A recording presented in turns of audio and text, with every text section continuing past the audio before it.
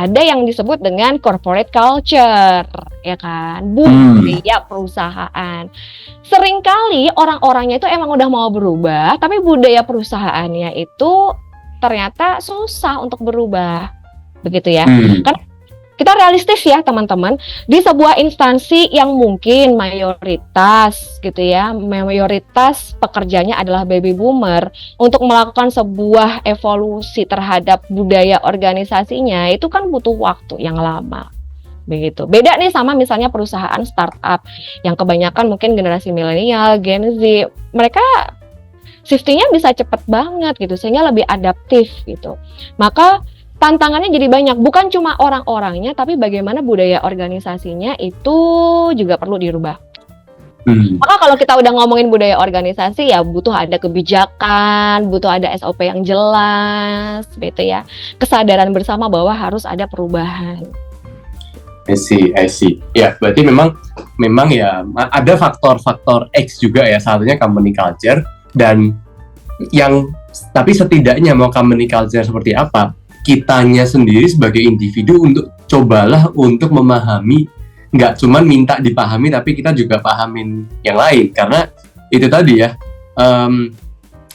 kita yang kebiasaannya yang generasi atas adalah ini masih baru tapi kok kurang ajar begini-begini gitu ya, tapi yang bawah ini old school banget, ini udah ketinggalan zaman.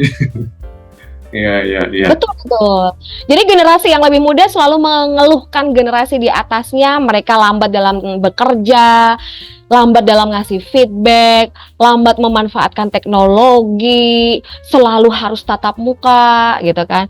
Yang tua juga ngerasa bahwa yang muda terlalu cepat, kurang komprehensif, tanya mulu gitu kan, ya kurang usaha.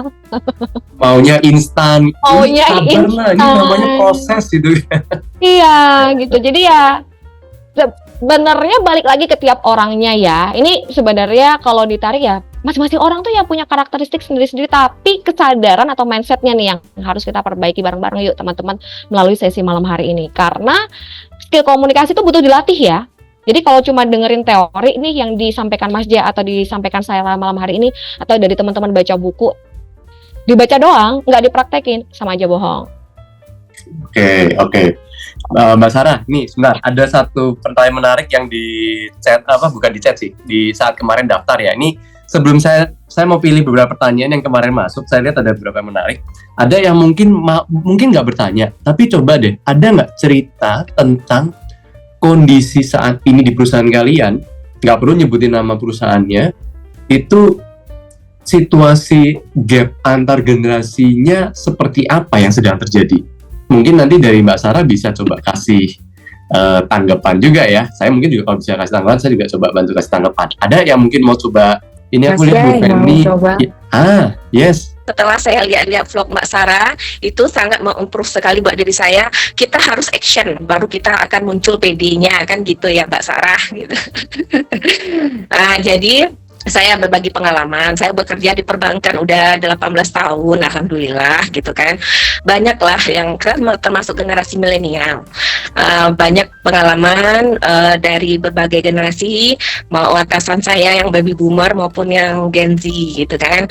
Kebetulan sekarang itu saya kebetulan ada punya bawahan itu Gen Z dan Gen X gitu kan. Saya termasuk kata teman-teman Ibu Peri lah gitu, saya termasuk suka mendengar saya kurang sangat merangkul adik-adik itu gitu. Jadi dia merasa senang bekerja dengan saya karena begitu informasi dari mereka kepada saya gitu. Cuman yang saya takutnya kalau nanti saya berada di posisi lebih atas lagi, saya pasti punya tuntutan dari atasan. Sekarang mungkin skop saya di lingkungan yang kecil gitu, mungkin masih bisa saya menghandle pekerjaan gitu kan. Walaupun nanti mereka kurang ngerti atau apa, saya bisa terjun langsung. Tapi nanti yang takutnya saya apabila saya di posisi yang lebih tinggi gitu dengan tuntutan dan tugas tanggung jawab yang lebih besar, nggak mungkin saya bisa membantu menghandle mereka secara saya sebagai supervisi, nggak mungkin bisa terjun langsung, nanti saya kerepotan sendiri takutnya gitu. pada saat sekarang saya mohon bantuan Bu Sarah memberikan saran-saran kepada saya bagaimana saya bersikap kepada adik-adik itu. Kesannya saya tidak menjadi supervisi yang kejam di mata mereka, tetap menghandle dengan baik gitu. Nanti apabila saya mendapatkan job desk yang lebih tinggi gitu. Makasih atas bantuannya. Thank Sama-sama. you. Terima kasih Mbak Feni. Iya. Aplaus dulu buat Curhat tadi ya. Feni, luar biasa. Bisa 18 sharing-sharing. tahun ya, 18 tahun itu bukan waktu yang sebentar loh. Dan ternyata udah jadi figur yang disukai dan disayangi juga sama rekan kerjanya ya. Salah satu tantangan ketika kita naik ke puncak kepemimpinan yang jauh lebih tinggi gitu ya. Ketika kita naik jabatan, promosi, punya tanggung jawab yang lebih besar, biasanya tantangannya adalah berkaitan sama pendelegasian. Jadi kalau nanti Mbak Feni punya pekerjaan tanggung jawab yang lebih tinggi, penting untuk membuat pendelegasian yang lebih terarah. Jadi pastikan tugas-tugas gitu ya, instruksi-instruksi itu disampaikan secara jelas. Itu penting. Jadi Mbak mungkin nggak bisa langsung ketemu sama staff karena udah semakin tinggi ya staff yang kemarin, tapi tolong berikan arahan yang jelas, instruksi yang jelas untuk supervisor yang baru, atau ketika Mbak memang masih bisa berkomunikasi sama timnya yang lama, berikan peran dan tanggung jawab yang mudah dipahami dengan baik. Karena biasanya semakin kita naik, fokusnya semakin banyak, sehingga transfer informasi, transfer arahan, transfer tugas itu menjadi tidak jelas lagi, berjarak. Nah, di sini PR-nya adalah gimana Mbak bisa tetap jelas dalam memberikan instruksi yang mudah dipahami. Itu yang pertama. Jadi pendelegasian yang terarah. Yang kedua, jaga komunikasinya tetap terbuka walaupun nggak bisa selalu di forum-forum yang formal. Misalnya pada saat makan siang atau pada saat pulang kerja, tetap mungkin lakukan komunikasi secara rutin Mbak Feni. Bisa secara langsung maupun menggunakan perantara, atau buat jadwal-jadwal pertemuan yang sudah dipastikan gitu ya, untuk tahu perkembangan timnya, misalnya sebulan sekali atau 2 minggu sekali. Nggak harus ketemu langsung, tapi bisa kumpul misalnya lewat Zoom meeting, pakai email. Jadi komunikasi jangan sampai terputus. Jadi tadi pendelegasian, memberikan instruksi yang jelas. Kedua adalah jaga komunikasinya tetap terbuka. Yang ketiga, yang sering dilupa kalau kita udah punya jabatan yang tinggi adalah sudah mulai meninggalkan memberikan feedback. Padahal generasi Z gitu ya, generasi yang muda-muda ini, mereka itu mengharapkan sekali yang namanya feedback atas pekerjaan mereka. Jadi walaupun misalnya Mbak Feni nggak bisa terjun secara langsung, usahakan tetap bisa memberikan feedback secara berkala pada kinerja-kinerja bawahannya, bisa melalui laporan atau supervisor, misalnya kayak gitu ya. Karena pujian dan saran dari Mbak Feni itu kalau dikasih secara konsisten ke staff-staffnya, itu bisa membantu mereka tetap termotivasi, tetap membuat mereka kualitas kerjanya terjaga. Jadi generasi-generasi muda itu sangat membutuhkan yang namanya saran, feedback. Begitu Mbak. Terus kemudian yang tidak kalah penting adalah tetapkan yang namanya SOP. Jadi kadangkala karena sudah mungkin kerja sama Mbak Feni terlalu lama, sudah semakin dekat gitu kan ya. Ada perasaan, kalau bahasa Jawanya tuh menggampangkan, gampang ke gitu. Nah ini kemudian yang jadi nggak bagus, karena tanggung jawabnya Mbak Feni udah makin tinggi, tapi kok sama staffnya masih dianggap ya casual gitu kan ya. Mbak Feni tuh orangnya ngerti kok pokoknya. Nah ini harus hati-hati. Jangan sampai kedekatan secara personal kemudian mengganggu performa kinerjanya. Maka Mbak Feni juga perlu menentukan SOP yang jelas. Oke tim, Oke guys, karena sekarang saya punya tanggung jawab yang baru, maka kalau misalnya ada laporan atau ada hal-hal yang harus dikonsultasikan, kita bisa ketemu ya setiap hari Kamis. Kita bisa ya share pekerjaan kita melalui ini. Nah dengan adanya SOP itu, hubungan bisa tetap dekat, tapi juga ada respect. ada rasa penghargaan dari stafnya Mbak Feni ke Mbak Feni, apalagi ketika jabatannya udah semakin tinggi. Begitu sih Mbak.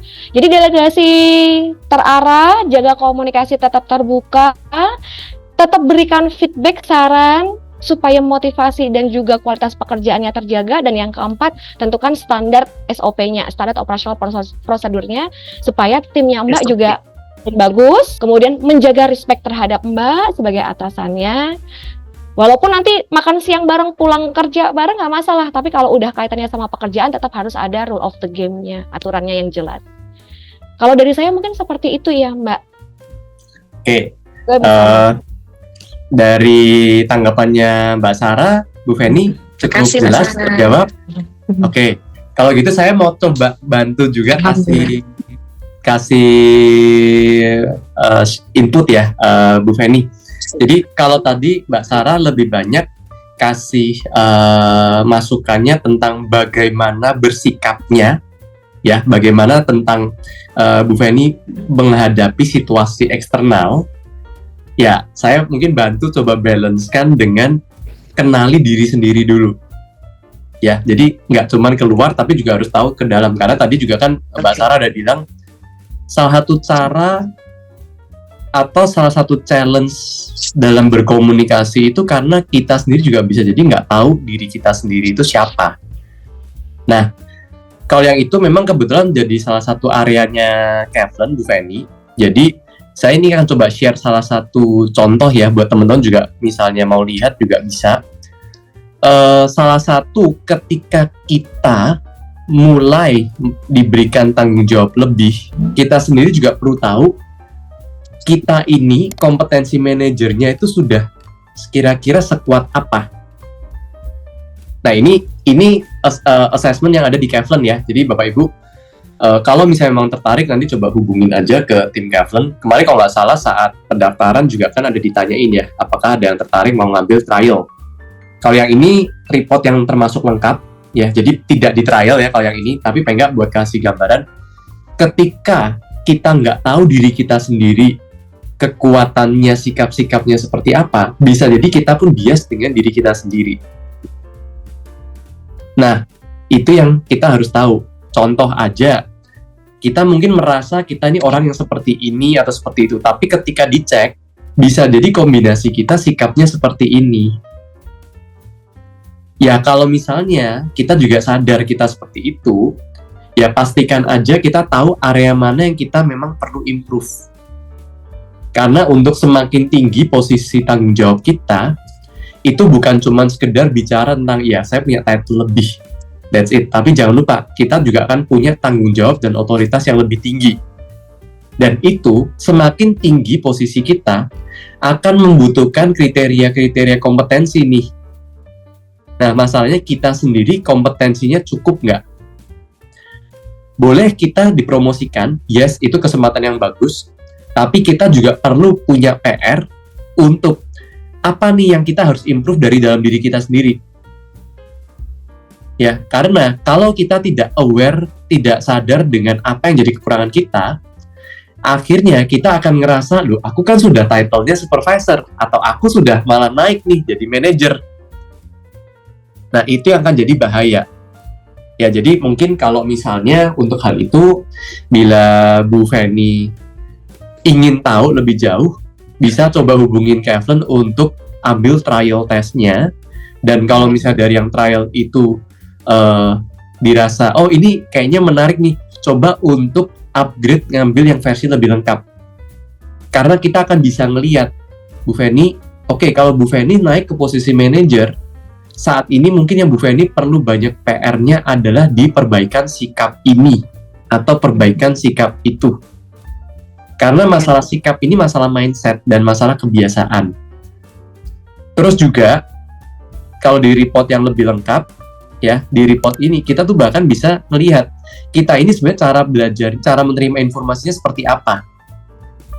Nah, kenali kekuatan cara menerima informasi kita, karena kalau enggak, kita bisa aja ikutan orang lain. Loh, yang lain kebiasa kalau pakai teks cepet banget, ya berarti saya juga harus ikut-ikutan belajar pakai cara teks, menerima informasi pakai teks. Tapi ternyata kita punya kekuatan di audio. lebih ke bahasa literal, atau kita nih ternyata lebih kuat untuk praktek langsung, atau kita lebih kuat untuk bahasa kiasan dan lain-lain. Nah, kita tahu nggak kekuatan kita di mana dan kelemahan kita di mana? Dengan Bu Feni nanti dan teman-teman yang lain, ketika semakin naik posisinya dan bisa tahu kekuatan dan kelemahan kita sendiri, paling nggak jadi bisa tahu area mana yang kita perlu perbaiki, area mana yang kita bisa optimalkan. Barulah dari situ kita bisa lebih pede dalam bersikap. Oh, saya di posisi ini, saya diharapkan begini. Nah, gimana ya cara saya berinteraksi dengan teman-teman yang lain juga? Karena ketika dalam organisasi semakin kita naik, kita jangan lupa, kita di sana bukan hanya sebagai teman, tapi kita juga perlu berperan sebagai gurunya mereka. Guru kadang juga harus bisa tegas, nggak bisa cuma jadi yang berbaik hati terus, ngademin mereka. Kadang ya kita harus berani bersikap keras. Cuman kadang orang kalau sudah naik, dia mau ngambil benefit dan tanggung jawabnya di posisi itu, tapi ketika dibutuhkan mengambil keputusan yang sulit, nggak mau. Aku nggak enak, nanti dianggapnya kok jahat ya, dulu saya kan dianggap baik, tapi kok jadinya sekarang saya harus jadi orang yang kejam. Ya, itu bagian dari tanggung jawab. Pertanyaannya, karakter kita siap nggak untuk sampai ke sana? Nah, bila di report Kevin yang lebih lengkap, seperti yang tadi contohnya, itu akan bisa kelihatan. Oh, Bu Feni kayaknya perlu perhatikan sikap bagian ininya nih, karena mungkin sekarang ini saking terlalu berhati-hatinya, saking takut salah, cenderung diem, nggak gerak. Bisa jadi masalah juga ketika di peran yang semakin tinggi. Atau ada isu yang lain, terlalu banyak mikir. Itu juga bisa. Ya, jadi tadi untuk melengkapi jawabannya Mbak Sarah tadi kan yang lebih banyak ke eksternal, nah ini yang lebih banyak ke menggali diri sendiri. Bila tertarik, coba ambil trialnya. Kalau misalnya dari trial yang lebih singkat, reportnya tertarik untuk ambil lebih lengkap. Contoh yang lebih lengkap adalah report yang tadi. Itu Bu Feni. Baik. Terjawab? Ya. Nanti saya pelajari dulu trialnya. Yes. Silakan. Kalau yang trial gratis kok. Jadi teman-teman yang ikut acara ini kan kita ada berikan kesempatan bagi yang tertarik, silakan ambil trialnya dan nanti ada sesi reading. Reportnya lebih ke yang lebih singkat sih, nggak sedalam ini, tapi pengen bisa dapat gambaran. Free, silakan. Optimalkan kesempatannya udah ikutan sesi malam ini, ya. Dimanfaatkan ya, pokoknya buat teman-teman yang lain juga, karena kebetulan saya juga berapa tahun ya Mas? Ini ya pakai dari 2001 juga. Nah, itu membantu banget ya. Walaupun mungkin setiap orang itu sudah tahu, tapi kadang-kadang kita butuh juga dinilai gitu. Ada assessment yang lebih objektif. Walaupun saya suka berkomunikasi, ternyata saya jadi tahu loh punya kelemahan di ini gitu. Itu juga saya pakai Kevlin juga tuh. Jadi tahu ternyata saya nggak suka nih komunikasi yang seperti ini, saya nggak bisa nih yang kayak gini. Dan membantu ya.